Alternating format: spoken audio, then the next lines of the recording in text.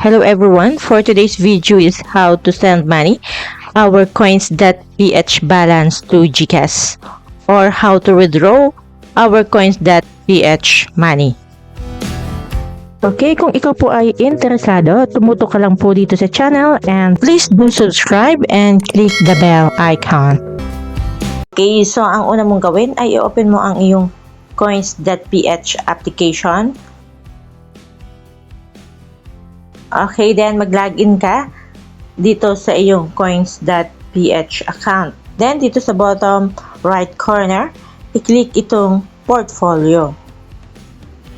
And my total balance is 448.63. Okay? Click lang po natin tong spot. At makikita natin dito, itong balance na to ay nasa PHP or Philippine Peso. At ito naman ay nasa BCH or Bitcoin Cash na may katumbas na 125 pesos. Okay, if gusto nyo mailipat tong lahat na total balance sa GCash account, ay kailangan ito ay naka-convert or naka-transfer dito sa PHP or Philippine Peso.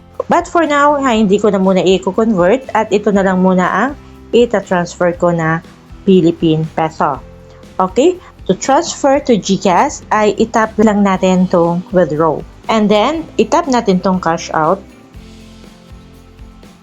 And then, hanapin nyo ang GCash. Okay? So, dito makikita natin sa e-wallets yung Banana Pay, CIS, Bayad Center, and many more. Okay, so halimbawa lang na wala dito sa mga nakikita nyo, yung gusto nyong paglipatan ng inyong balance, ay itap nyo lang itong View All options. At lalabas na po dito alphabetically. Okay, dahil ito ay gusto kong ilipat sa GCash account. So, ang pipiliin ko ay itong GCash. At yung amount na pwede lang ilipat ay itong nasa Philippine Peso. And may dalawang options, pwede InstaPay at pwede Peso Net. Dito sa InstaPay ay may fee na 10 pesos. But within 10 minutes ay maililipat mo na agad sa GCash. But kapag PesoNet naman ay walang charge. But ito ay matatanggap mo sa iyong GCash account ay sa next banking day. Okay, kung ikaw ay nagmamadali, pwede na tong InstaPay. But kailangan mo lang magbayad ng 10 pesos. Kung ikaw naman ay nagtitipid at hindi mo naman minabadali ang amount na mailipat sa GCash, ay dito ka sa PesoNet. Okay, for me, I will select InstaPay and then enter the amount you wish to cash out. At dapat ay hindi lalampas sa iyong sufficient balance. So, ayan, ang total na madididak ay 210 pesos. Okay? And then, itap itong next. And then, maglagay ka na recipient. Yung pangalan ng GCash account na kung saan ay dun mo isi-send yung coins.ph balance mo. At GCash cellphone number.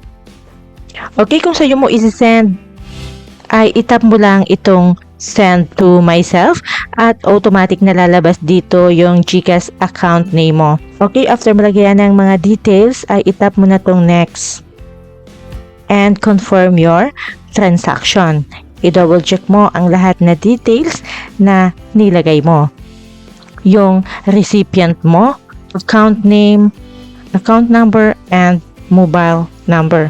Yung amount you wish to send, yung fee at yung total amount.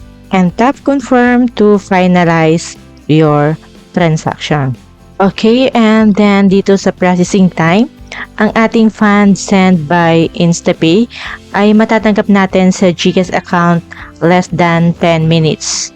Okay, then itap mo na tong go to portfolio.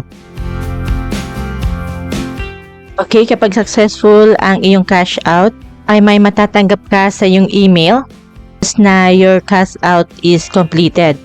And puntahan naman natin yung GCash account if natanggap na yung 200 pesos. Okay, at wala pa pong 1 minute ay natanggap na agad ni GCash yung 200 pesos from coins.ph. coins.ph. Okay, so ganito lang po mag-cash out ng coins.ph balance to GCash account. At sana po ay nakatulong itong video sa inyo. At kung kayo po ay natulungan din ng video, hit like and subscribe button. Okay? Thank you for watching.